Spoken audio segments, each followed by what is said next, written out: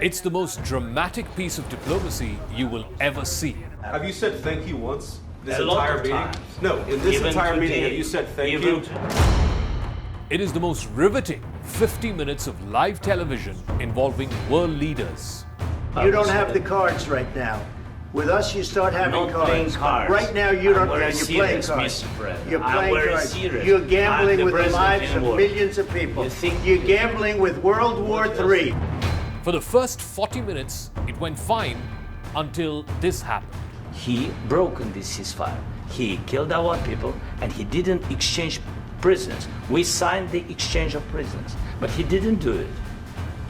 What kind of diplomacy, JD, you are speaking about? What do you mean? And then from there, it was all downhill. What you're doing is very disrespectful to the country, this country. I'm That's with back all to you. respect to you. Far more than a lot of people said very they respect. should have. You got to be more thankful, because let me tell you, you don't have the cards. With us, you have the cards. President by both US President Donald Trump and Vice President J.D. Vance. You went to Pennsylvania and campaigned for the opposition in October. Offer some words of appreciation for the United States of America and the president who's trying to save your country. After this disaster of diplomacy caught on camera, Zelensky was asked to leave the White House, and Trump made it clear that Zelensky is welcome back to the White House only and only when he wants peace. It is clear that America under Trump is in no mood to back Zelensky or Ukraine. It's only a matter of days before America pulls the plug on funding Ukraine's war effort. So the question is, what happens next? From Washington, Zelensky went straight to London, where he received a hero's welcome.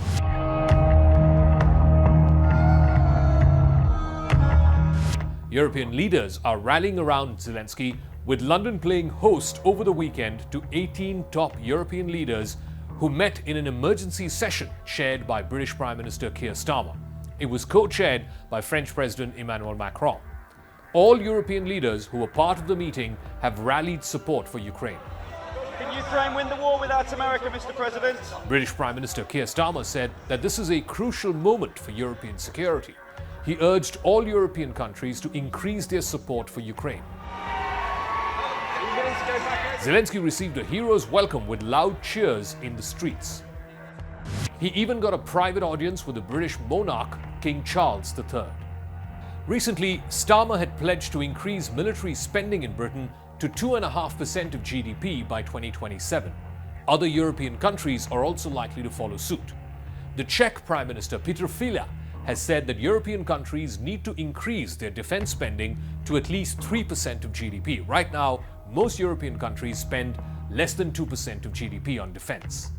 All leaders who were present there have pledged to increase their respective countries' defense spending. Macron has been talking about a common and joint European army to defend Europe's interests. The unsaid part is that for far too long, Europe has depended on America to take care of its security. No more. Certainly not with Trump in the White House. The UK and France have agreed to work on a plan which will stop the fighting, and this plan will later be discussed with the United States.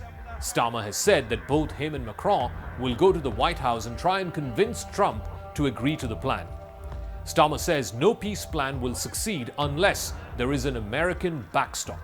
The UK is prepared to back this with boots on the ground and planes in the air. Together with others, Europe must do the heavy lifting. But to support peace in our continent and to succeed, this effort must have strong US backing.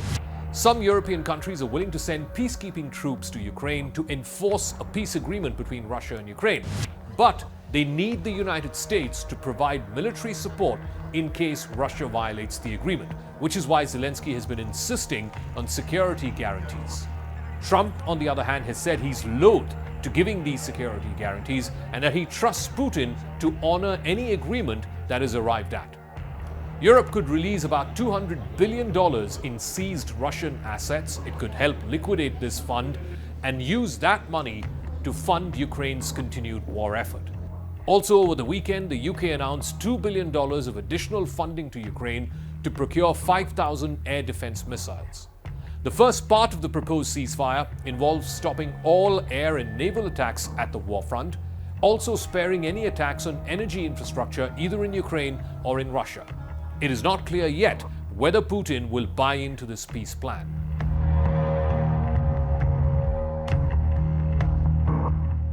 But here's where the trouble is. This has to be entirely backstopped by the United States. The flow of American weapons to Ukraine is expected to completely stop, perhaps as early as this week. Both of Trump's top foreign policy points persons, Secretary of State Marco Rubio and National Security Advisor Mike Waltz, were on weekend TV, and they've been alluding to how the Trump administration is inclined that all American assistance to Ukraine be imminently revoked, particularly after the fiasco that happened at the Oval Office last Friday. Trump has declared himself neutral in the negotiations. What he wants and what he's been demanding from Zelensky is payback for the military assistance that America has given over the last 3 years to Ukraine. That was to happen in the form of a $500 billion minerals deal, which Trump and Zelensky were to sign at the White House last week until the diplomatic stool hit the ceiling. Trump also said that he's convinced that Zelensky does not want a peace before throwing him out of the White House. He also left a window open by saying that Zelensky can come back to the White House if and when he's ready for peace. Zelensky too left a window open by saying he still very much wants to sign the minerals deal with Trump. Since Russia's invasion in February 2022, the United States Congress has appropriated more than $180 billion to Ukraine. Of that, over $65 billion is in military aid, which has already been sent to Ukraine. An additional almost $4 billion have been authorized by the US Congress, but it's not been spent by Ukraine on the battlefield. About $58 billion of the total aid was spent in the US itself, and that boosts the American defense industry. It is clear that without American funding, particularly military funding, Ukraine will find it difficult to continue the war beyond the next few months. In fact, it could likely end as early as this coming summer. Europe might temporarily try to bridge the gap, but even Starmer and Macron realize that without America, Ukraine's war is pretty much over, and it will allow Putin to declare victory.